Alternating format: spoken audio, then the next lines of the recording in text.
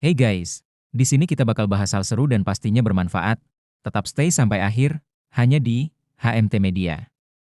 Di Tanah Sunda, ada satu nama yang tak pernah hilang di telan waktu. Namanya Prabu Siliwangi. Sebagian orang mengenalnya sebagai raja besar, yang sakti, kuat, dan diselimuti kisah legenda. Namun di balik semua itu, ada sesuatu yang jauh lebih berharga.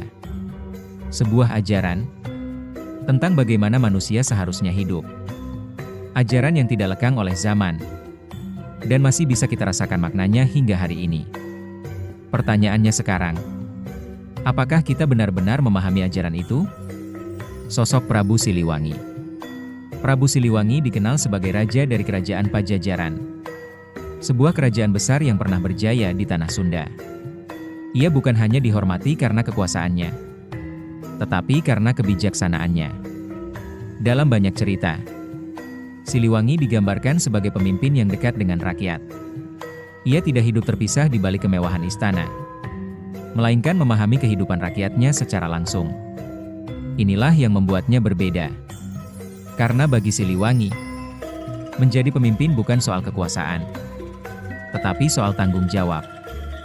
Dan dari situlah lahir ajaran-ajaran yang menjadi pedoman hidup masyarakat Sunda.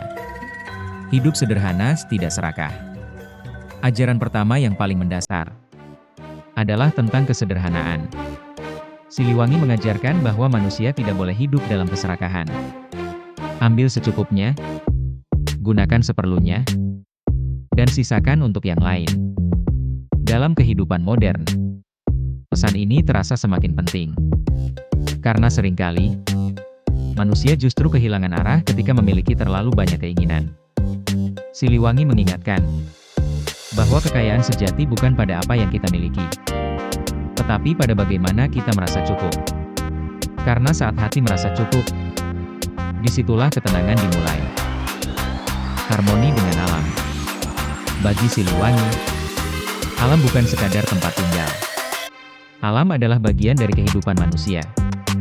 Gunung, hutan, sungai, semuanya memiliki peran penting. Jika manusia menjaga alam, maka alam akan menjaga manusia. Namun jika manusia merusaknya, maka dampaknya akan kembali kepada manusia itu sendiri. Ajaran ini terasa sangat nyata hari ini.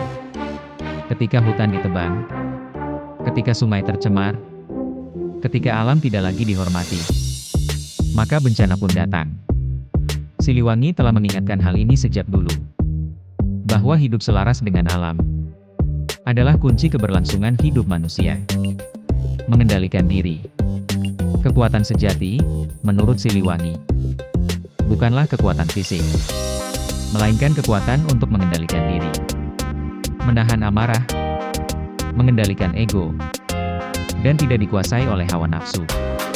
Karena banyak orang yang terlihat kuat, namun sebenarnya lemah dalam mengendalikan dirinya sendiri. Siliwangi mengajarkan bahwa kemenangan terbesar adalah kemenangan atas diri sendiri.